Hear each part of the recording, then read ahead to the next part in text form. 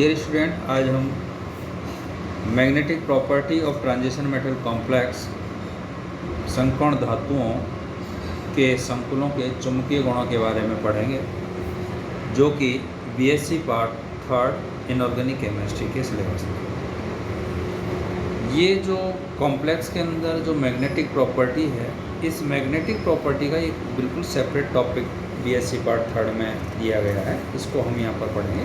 इसका क्या सिलेबस है, ये सिलेबस भी इस नोट्स में दिखाया गया है। इसमें हम type of magnetic behaviour, method of determinations magnetic susceptibility, spin only formula, LS coupling, correlations of mu S and mu effective value, orbital contributions of magnetic moment, applications of magnetic moment data for 3D metal complex के बारे में हम जो है इस chapter में समझेंगे। ठीक है, मतलब यहाँ कहने का मतलब यहाँ पर यह है कि मैग्नेटिक प्रॉपर्टीज़ के बारे में हम बहुत डिटेल से जो है इसमें थर्ड ईयर की इनऑर्गेनिक केमिस्ट्री के बारे में जानते हैं। देखिए, सबसे पहले हम ये समझ लें कि जो डी ब्लॉक एलिमेंट है या ट्रांजिशन एलिमेंट है, वो पीरियोडिक टेबल में जो ग्रुप है 3 से लेकर के 11 जो है आवर्त सारणी में, इसमें ये तत्व उपस्थित होते हैं।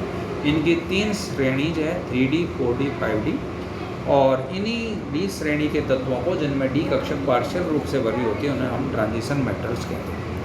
चूँकि इन ट्रांजिशन मेटल्स के अंदर जो है डी कक्षक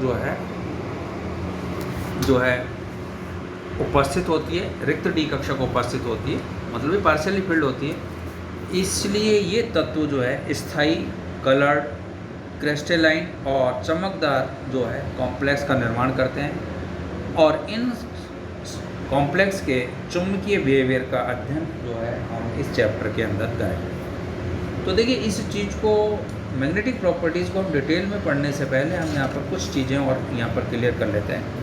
नंबर फर्स्ट, यहाँ पर मैग्नेट चुंबक क्या होता है। देखिए, एक धातु से निर्मित वस्तु जिसमें लोह अवयव वाले पदार्थों को अपनी ओर आकर्षित करने का गुण पाया जाता है, या वो चीज़ जो किसी भी जो है धातु को, या जिसमें मैग्नेटिक प्रॉपर्टी उसको अपनी ओर अट्रैक्ट करती है, उसको हम बोलते हैं मैग्नेट या चुंबक। फिर मैग्नेटिज्म क्या होता है, चुंबक क्या होता है, एक प्राकृतिक बल है, नेचुरल फोर्स है।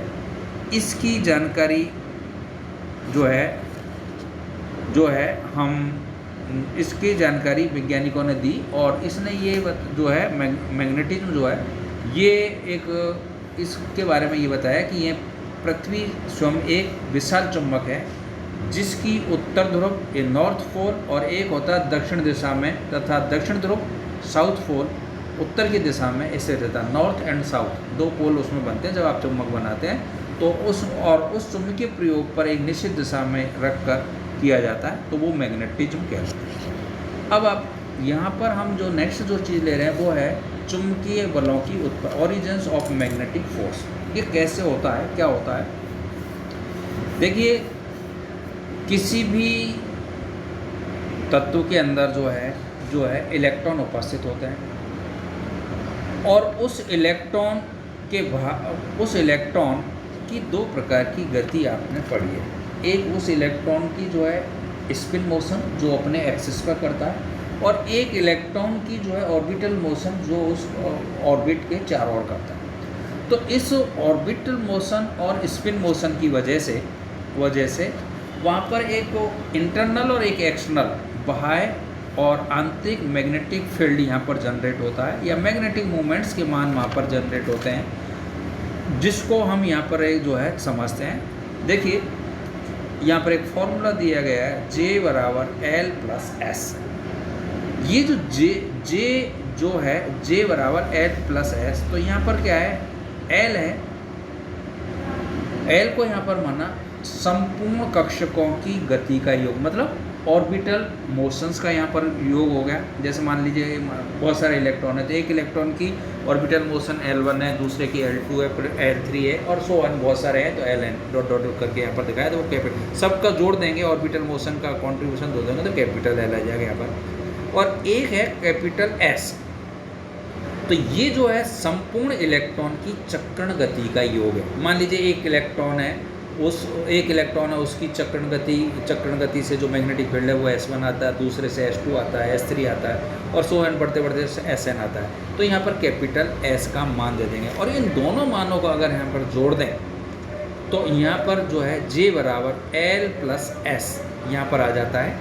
और ये जो है रसेल व साउंडर नामक वैज्ञानिक ने चुंबकीय प्रभाव की व्याख्या करने में ये संबंध दिया था कि J बराबर L प्लस S यहाँ पर होता है।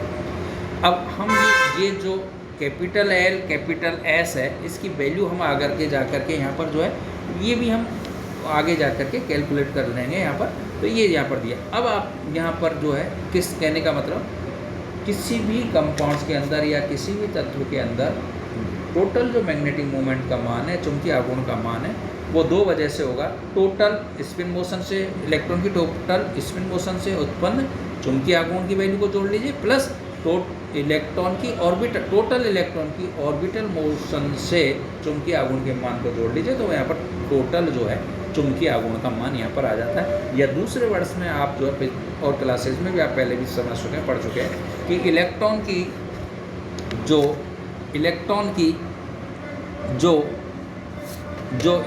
की जो है यहाँ पर दो प्रकार की गति की वजह से मैग्नेटिक मोमेंट्स के मान यहाँ पर आते हैं। एक स्पिन मोशन से और दूसरा ऑर्बिटल मोशन से मैग्नेटिक मोमेंट्स के मान यहाँ पर आते हैं। अब देखिए ये जो मैग्नेटिक मोमेंट के मान आएंगे या वो पदार्थ एक चुंबक की भांति व्यवहार करेगा या चुंबकीय गुण होगा, इसको समझने से पहले जो है हम उन चीज़ों के बारे में यहाँ पर स्टडी करेंगे या उन फैक्टर्स के बारे में यहाँ पर पढ़ेंगे जो कि इस चुंबकीय मैग्नेटिक फील्ड को क्या करते हैं, प्रभावित करते हैं। कहने का मतलब factor affecting the magnetic field, चुंबकीय बलों को प्रभावित करने वाले कारकों के बारे में हम यहाँ पर पढ़ेंगे। देखिए चुंबकीय गुणों को प्रभावित करने वाले कारक, बहुत सारे कारक यहाँ पर होते हैं, जैसे जो है टेम्परेचर है, उस सबस्टेंस की नेचर से है, और इंटेंसिटी ऑफ एक्सटर्नल फील्ड, बाहर जो है बाह्य क्षेत्र की तीव्रता, ये तीन चीज़ें जो है वो मैग्नेटिक फील्ड को क्या करते हैं यहाँ पर इफेक्टेड करते हैं। तो देखिए यहाँ पर क्या है, चुंबकीय बलों पर परोक्ष या अपरोक्ष, डायरेक्ट और इनडायरेक्ट प्रभाव जो है निम्न कारकों का पड़ता है। किस पर? चुंबकीय बलों पर। नंबर फर्स्ट है टेम्परेचर। ये इंपॉर्टेंट चीज़ है। एक निश्चित तापमान सामान्यतः 300 के मतलब 298 से 300 के की सीमा में ही चुंबकीय प्रभाव के अच्छे परिणाम प्राप्त होते हैं। कहने का मतलब हम जो है लगभग 27 या 25 डिग्री सेल्सियस टेम्परेचर पर अगर हम मैग्नेटिक मोमेंट्स की वैल्यू लेते हैं या मैग्नेटिक प्रभाव अगर लेते हैं तो वहाँ पर उसकी एक्यूरेट्स वैल्यू आती है। इससे कम या ज़्यादा टेम्परेचर पर इसके जो मान है वो कम ज़्यादा होंगे। कहने का मतलब वहाँ एक्यूरेट वैल्यू नहीं आ गई। या दूसरे वर्ड्स में कहते हैं चुंबकीय चुंबकीय बलों को ये ज़्यादा टेम्परेचर बढ़ाने पर या घटाने पर चुंबकीय बलों या चुंबकीय गुण जो है प्रभावित होंगे, घट या बढ़ जाएंगे। दूसरा फैक्टर है यहाँ पर नेचर ऑफ सबस्टेंस, पदार्थ की प्रकृति। देखिए पदार्थ की प्रकृति पर चुंबक का अत्यधिक प्रभाव पड़ता है। जैसे कौन सा पदार्थ आपने लिया है जो है कोई ऐसा पदार्थ है जो अत्यधिक चुंबकीय गुण रखता है, कौन सा ऐसा पदार्थ है जो बहुत कम गुण रखता है। जैसे मान लीजिए मैग्नेटिक फील्ड के अंदर लोहे को रख देते, लोहे के टुकड़े को रख दें तो वो जो है उस पर बहुत ज़्यादा मैग्नेटिक फील्ड का प्रभाव पड़ेगा। और मान लो वहाँ पर ही हम प्लास्टिक के टुकड़े को रख दें तो वहाँ नहीं पड़ेगा। तो यहाँ पर पदार्थ की जो नेचर है वो पदार्थ की नेचर है चुंबकीय गुण को जो है प्रभावित करती है। या चुंबकीय गुण ज़्यादा विकसित होंगे या नहीं होंगे ये पदार्थ की नेचर ऑफ सबस्टेंस पर डिपेंड करेगा। और तीसरा यहाँ पर है इंटेंसिटी ऑफ एक्सटर्नल फील्ड, बाह्य क्षेत्र की तीव्रता। बाह्य क्षेत्र की तीव्रता पर भी जो है मैग्नेटिक फील्ड या मैग्नेटिक मोमेंट के मान प्रभावित होते हैं। किसी पदार्थ के चुंबकीय गुणों का बाह्य क्षेत्र की तीव्रता पर सीधा प्रभाव पड़ता है, मतलब इस पर डायरेक्ट इफेक्ट पड़ेगा।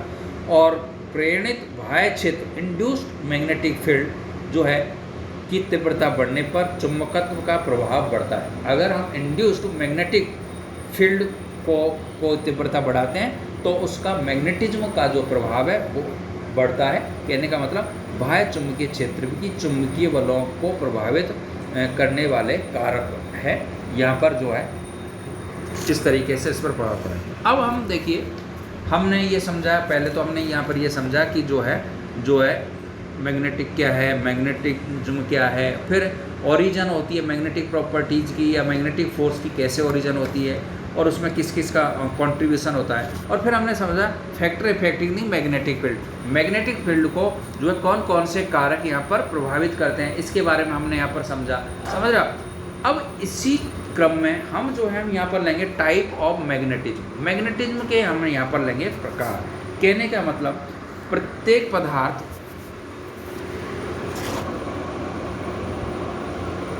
देखिए टाइप ऑफ मैग्नेटिज्म चुंबकत्व के प्रकार। तो देखिए हम ये जानते हैं कि प्रत्येक पदार्थ का जो इलेक्ट्रॉनिक विन्यास है एक जैसा नहीं होता। प्रत्येक पदार्थ समान प्रकार का चुंबकीय व्यवहार भी नहीं दिखाता। प्रबल चुंबकीय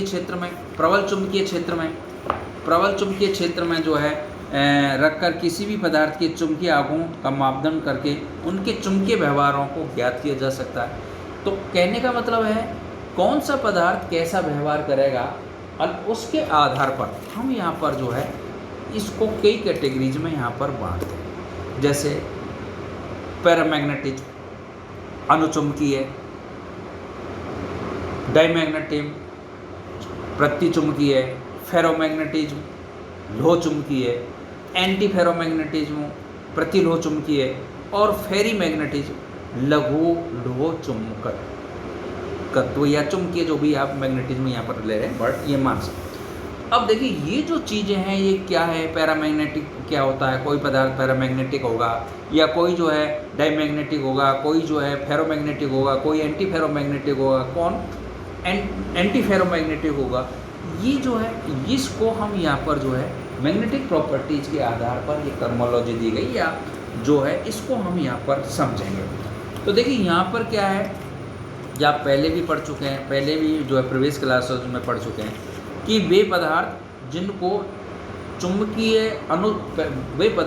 चुंबकीय क्षेत्र में अगर हम रखें, या नोट्स में देखा है पैरामैग्नेटिक्स के बारे में पढ़ रहे हैं, तो उन पदार्थों को अगर मैग्नेटिक फील्ड के अंदर रखें, नॉर्थ और साउथ पोल के अंदर रखते हैं, तो उस पदार्थ में से जो मैग्नेटिक रेज है उस पदार्थ में से गुजर जाती है। या कहने का मतलब ये पदार्थ मैग्नेटिक फील्ड से क्या होता है, अट्रैक्ट होता है। जैसे यहाँ डायग्राम दे रखा है, इसमें चित्र देखा अनुचक्र, तो ये जो मैग्नेटिक रेज है इस पदार्थ में से गुजर रही है, इट मीन्स इस पदार्थ के अंदर क्या है, जो है इस पदार्थ के अंदर मैग्नेटिक प्रॉपर्टीज यहाँ पर पाई जाती है। समझ रहे हो आप, ये दिखाया गया इसमें यहाँ पर। अगर हम किसी पदार्थ को चुंबकीय क्षेत्र के अंदर रखते हैं और वो चुंबकीय क्षेत्र के अंदर जो मैग्नेटिक रेज है उस पदार्थ से दूर हट जाती है, क्या हट जाती है, दूर हट जाती है, जैसा कि चित्र में दिखाया है, या वो उस पदार्थ से क्या होता है, प्रतिकर्षित होता है। कोई पदार्थ जो है चुंबकीय क्षेत्र को प्रतिकर्षित करता है, तो उस पदार्थ को हम बोलते हैं डाइमैग्नेटिक। क्या बोलते हैं उसको, डाइमैग्नेटिक। या डायग्राम में दे रखा ये बल रेखा स्मार्ट रही है, तो ये जैसे, तो ये उसके अंदर जो है ये एग्जांपल भी दिए है, जैसे जिंक है, कैडमियम है या पी ब्लॉक, इनमें सब में पेयर्ड इलेक्ट्रॉन है, स्कैंडियम +3, टाइटेनियम +4, वेनेडियम 5, कॉपर +1, तो इनमें सब पेयर्ड इलेक्ट्रॉन है। तो यहाँ पर, और अनुचंबकत्व वाले में यहाँ पर अनपेड इलेक्ट्रॉन होंगे, पक्का है, ये एक से अधिक होंगे। तो इस प्रकार के पदार्थ जिनसे चुंबकीय बल रेखाएं दूर हट जाती है, ये वो पदार्थ जो उसको चुंबकीय क्षेत्र में रखने पर वो उसको अट्रैक्ट नहीं करता, वो उसको रिपल करता है, उसको बोलते हैं डाइमैग्नेटिक। इसी प्रकार से क्या है, फेरोमैग्नेटिक। देखिए फेरोमैग्नेटिक पदार्थ क्या है, वो पैरामैग्नेटिक पदार्थ होते हैं, लेकिन इनमें जो है चुंबकीय गुण बहुत ज़्यादा होता है। मतलब वो एक जो है आयरन की भांति व्यवहार करते हैं, एक चुंबक की भांति व्यवहार करता है, इसलिए आयरन में सबसे ज़्यादा मैग्नेटिक प्रॉपर्टीज होती है। तो इसलिए उनको यहाँ पर टर्म दी गई फेरोमैग्नेटिक पदार्थ, या एक विशेष प्रकार का चुंबक व्यवहार जिससे वे अणु अथवा पदार्थ दिखाते हैं जिनमें असंतुलित कक्षक की गति होती है तथा वे अयुग्मित इलेक्ट्रॉन रखते हैं। क्षेत्र में रखने पर ये क्षेत्र की वजह को अपनी ओर आकर्षित करते हैं, परंतु क्षेत्र समाप्ति, अगर मैग्नेटिक फील्ड आपने रख दिया, हटा दिया, तो तब भी वो उनका प्रभाव जो है वो शून्य नहीं होता है, अर्थात बल्कि बना रहता है, मतलब एक चुंबक की, छोटे चुंबक की भांति व्यवहार करते हैं, या दूसरे वर्ड्स में व्यवहार करते हैं, अगर किसी पदार्थ को हम मैग्नेटिक फील्ड के अंदर रखें, तो मैग्नेटिक फील्ड के अंदर रखने के बाद में उसमें मैग्नेटिक जो है रेज उसमें से गुजर गई, और जैसे ही मैग्नेटिक फील्ड आपने हटाया तो वो पदार्थ जो है मतलब चुंबकीय गुण रिप्रेजेंट नहीं किया। तो लेकिन वे पदार्थ जिनको मैग्नेटिक फील्ड में रखने पर, मैग्नेटिक फील्ड में रखने के बाद में उनमें मैग्नेटिक फील्ड हटाने के बाद में भी वो चुंबकीय गुण उसमें एज सच बना रहता है, उनको हम बोलते हैं फेरोमैग्नेटिक, यहाँ पर दिया है। और ये आप जैसे ये इसके एग्जाम्पल है Fe2O3, Fe3O4, Cr2O5, ये जो ऐसे पदार्थ है इनमें जो है ये चुंबक की भांति व्यवहार करते हैं। कहने का मतलब मैग्नेटिक फील्ड हटाने के बाद में भी ये जो है मैग्नेटिक फील्ड इनका नष्ट नहीं होता, या ये चुंबकीय गुण रखते हैं, उनको बोलते हैं फेरोमैग्नेटिक। एक आता है एंटी फेरोमैग्नेटिक, तो इस देखिए एंटी फेरोमैग्नेटिक मतलब फेरोमैग्नेटिक के क्या है, उल्टा है। यह वह प्रभाव है जो कि लोह चुंबकों को स्थायी रूप से बनाए रखने हेतु उत्पन्न किया जाता है। यह प्रभाव FeO में MnO में मिलाकर एक साथ गर्म करने पर, ठंडा करने पर उत्पन्न होता है, और कोर आयरन अर्थात कच्चे लोहे में यह पदार्थ आसानी से उत्पन्न किया जाता है। इसके परिणामस्वरूप एक छोटा सा टिनी फील्ड उत्पन्न होता है जो दीर्घकाल तक एक लोह चुंबक के प्रभाव को बनाए रखता है। उससे इसके कुछ सामान्य उदाहरण हैं, जैसे MnO, MnO2, Mn2O3 इत्यादि है। तो ये इनको बोलते हैं हम एंटी फेरोमैग्नेटिक। और एंटी फेरोमैग्नेटिक देखिए, एक इलेक्ट्रॉन क्लॉकवाइज, दूसरा एंटी क्लॉकवाइज, फिर क्लॉकवाइज, एंटी क्लॉकवाइज और क्लॉकवाइज एंटी क्लॉक। तो इनमें क्या होता है, इसमें इस प्रकार से यहाँ पर इनको बोलते हैं एंटी, मतलब ये नष्ट हो जाएगा इनका मैग्नेटिक मूवमेंट का मान। और एक होती है फेरी मैग्नेटिक। देखिए फेरी मैग्नेटिक में क्या होता है, इसके जो एग्जाम्पल्स है फेरी मैग्नेटिक के, ये फेरी मैग्नेटिक एग्जाम्पल है Fe3O4, R2O4, OSO4। तो इनमें क्या है, ये जो ऑक्साइड है, आयरन के ऑक्साइड है या रूथियम के, ऑस्मियम के, ये इस प्रकार का जो है फेरी मैग्नेटिक गुण देखा जाता है। इसमें क्या होता है कि इस प्रकार के में देखिए 2 इलेक्ट्रॉन पैरेलल, फिर 1 इलेक्ट्रॉन उसके एंटी में चला गया, फिर 2 इलेक्ट्रॉन पैरेलल, एक, मतलब इसमें क्या है कि पूर्ण रूप से जो है इलेक्ट्रॉन से जो है इसका मैग्नेटिक रेज जो है, मैग्नेटिक मूवमेंट के मान इसमें क्या नहीं होते, शून्य नहीं होते, 0 नहीं होते, जबकि एंटी फेरोमैग्नेटिक में 0 होते हैं। तो इस प्रकार से वो पदार्थ कहलाते हैं फेरी मैग्नेटिक लघु लोह चुंबकत्व, इनको बोलते हैं लघु, मतलब ये लो मतलब इसमें कुछ गुण बना रहता है। इस तरीके से एक अलाइनमेंट इलेक्ट्रॉन का होता है, जो है हम बहुत डिटेल से आगे पढ़ेंगे। तो कहने का मतलब हम जो है आज हमने जो है जनरल इंट्रोडक्स मैग्नेटिक प्रॉपर्टीज़ के बारे में, जनरल इंट्रोडक्स जो आप पूर्व क्लास में पढ़ चुके हैं, इसी को हम डिटेल्स में बच्चों आगे यहाँ पर लेंगे, नोट्स में जो है आगे 1 बाय 1 लेंगे। जो है ये जो आपने जनरल जो है मैग्नेटिक प्रॉपर्टीज़ के बारे में पढ़ा, आई होप आपको कुछ समझ में आया हो। Thank you. डॉक्टर HS रोजगार, गवर्नमेंट कॉलेज कोटा।